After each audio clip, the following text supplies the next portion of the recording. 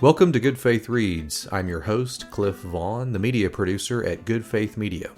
Good Faith Reads is a short podcast released twice a month in which we focus on one of our book authors at Good Faith Media. We've published more than 100 titles under our Nurturing Faith book imprint, and we invite you to check them out at goodfaithmedia.org/bookstore. Today's guest is Bruce Salmon, author of the new book, The Letters of Paul, in the Spelunking Scripture book series. Bruce is joining us remotely from Bowie, Maryland. Bruce, welcome to the podcast. Thanks, Cliff. It's great to be with you. We're delighted to have you joining us today. Let's just get right into it. What is new with Paul's letters? Why write this book?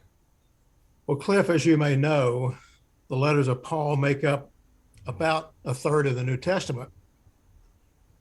I love how Diana Butler Bass puts it in her new book, Freeing Jesus. She calls the letters Paul's ruminations on his Christ experience. Yet, those ruminations can cause some problems. Let me quote from two friends who wrote endorsements that appear on the back cover of the book. Emily Holliday wrote, "As a female pastor, I often find myself keeping Paul at a distance, as many have used his writings as foundational to the idea that women should not be preachers, teachers, deacons, or hold any major role in the church." That's what Emily wrote. Amanda Tyler wrote, "It's a tragic reality that Paul's letters have been used for centuries to oppress and subjugate rather than liberate and welcome all to God's table as equals." That's what Amanda wrote. So there's work to be done in interpreting the letters of Paul in a way that liberates and welcomes rather than in a way that oppresses and subjugates. And that's part of the reason I wrote the book. Yeah.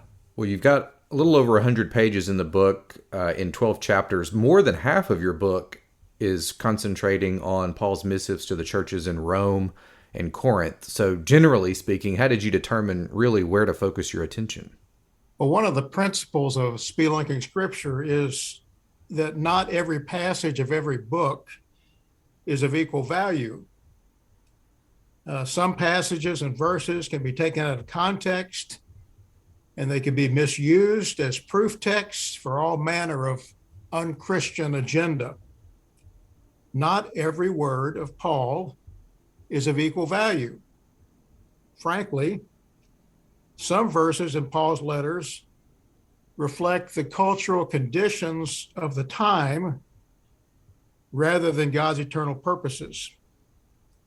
So another objective of Spelunking Scripture is to distinguish between cultural conditions and eternal truth. For the book, I selected important passages from Romans, 1 Corinthians, 2 Corinthians, Galatians, Philippians, Colossians, and 2 Timothy. So you've mentioned Spelunking Scripture, and I'll note again that this book, The Letters of Paul, is part of your Spelunking Scripture book series. And while this volume is on the Letters of Paul, other volumes will tackle Acts, the Gospels, the birth of Jesus, the resurrection. How did you come up with spelunking for this book series? I'm not sure how I came up with it, but it's a metaphor for going beneath the surface to explore more deeply important passages of Scripture.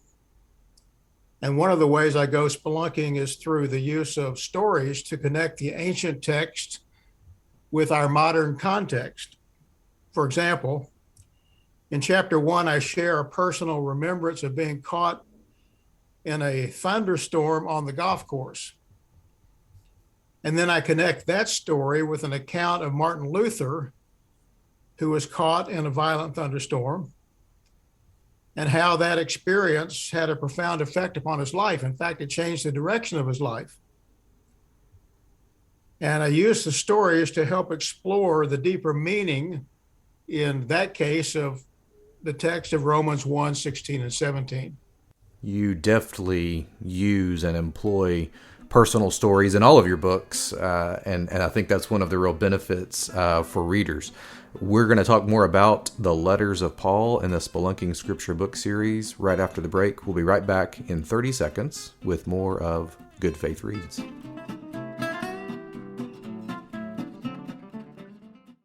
I'm Starlette Thomas, and I invite you to join us for Good Faith Stories.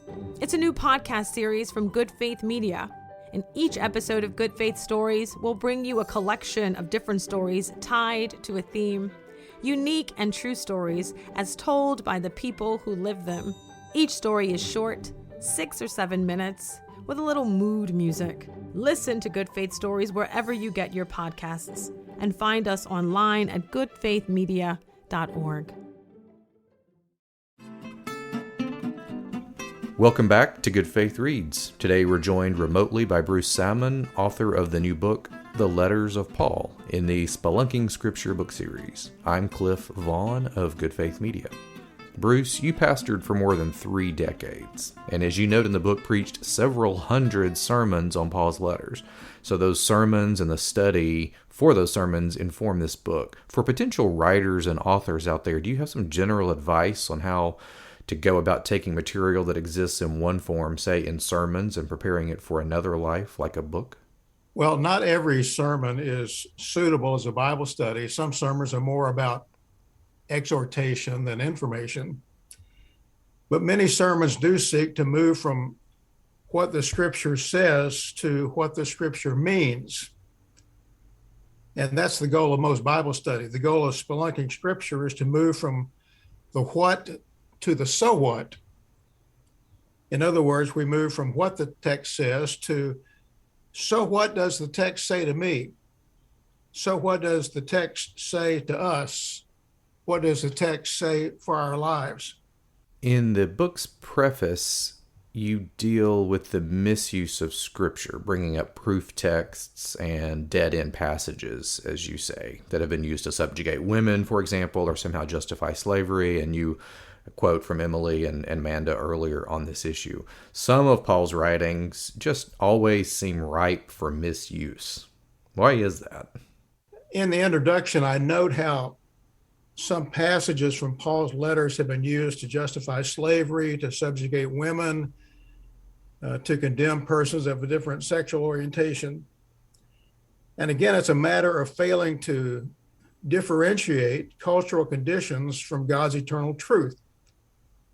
Some passages in Paul's letters reflect the cultural conditions of the time. For example, slavery was widespread in the ancient world. That was a cultural condition of the time. Another example, men of means, or men of political power, or men of religious authority, or even men in the household were in charge. Women were subservient in most ancient cultures, and in many modern cultures, even today. And persons of a different sexual orientation are still discriminated against in many cultures, even today. Certain of Paul's writings are still being used, or should I say misused, to justify these cultural mores and conditions. That's why I say not every word of Paul is of equal value. The 12 passages of Paul that I explore in the book, I consider to be some of the most important passages of the Bible. An important note to all of our listeners, we at Good Faith Media are always accepting book proposals. Our authors engage with an experienced team of editors, designers, and marketers to produce and sell books on a variety of topics. If you have a book proposal you'd like to run by us, head on over to goodfaithmedia.org/bookstore for more information. That's goodfaithmedia.org/bookstore. Bruce, could you read for us one of your favorite passages from the book? We'd love to hear it, and then on the other side, hear why it really stands out to you. Yes, this passage is from the introduction. And if you just bear with me, it's a little bit longer, but it tells a story. Here it is. As a 2-time graduate, of the Southern Baptist Theological Seminary, I was dismayed to learn that two of the founding faculty members of the seminary, John A. Broadus and James P. Boyce, were slave owners. Broadus was an outstanding preacher and New Testament scholar. Boyce was a systematic theologian who served as the first president of Southern Seminary. Broadus and Boyce were among the most acclaimed Baptist leaders of their era, yet both owned slaves. Like many Southern preachers, they found warrant for slavery in selected passages of Scripture. The Bible does have a lot to say about slavery. Slavery was common in the Old Testament. Abram and his wife Sarai were slave owners. According to Genesis 16, Sarai instructed Abram to impregnate her slave Hagar. Today, we would call this act rape. In the New Testament, 19 of the 27 books mention slavery, and some passages explicitly command slaves to obey their masters. So, using these and other selected scripture passages, many Southern preachers, including some esteemed Baptist seminary professors, defended the institution of slavery as ordained by God. How could they have so missed the mark? Well, that's the quote. Now, this passage stands out for me because it illustrates how cultural conditions such as slavery can be misconstrued as God ordained. Jesus said we are to love our neighbors as we love ourselves. There's no way that slavery is love for neighbors. The same is true for the subjugation of women and the condemnation of persons of a different sexual orientation. According to Jesus, the greatest commandments are to love God and to love our neighbors as we love ourselves. That is God's intention for our lives.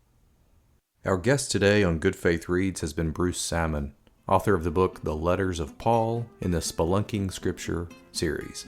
The book, along with more than 100 other titles, is available as both a print book and ebook at goodfaithmedia.org/bookstore. Bruce, we appreciate you being our guest today. Thanks for the opportunity, Cliff. To find out more about Spelunking Scripture, some of our listeners might want to check out my website, www.spelunkingscripture.com. Thank you, Bruce.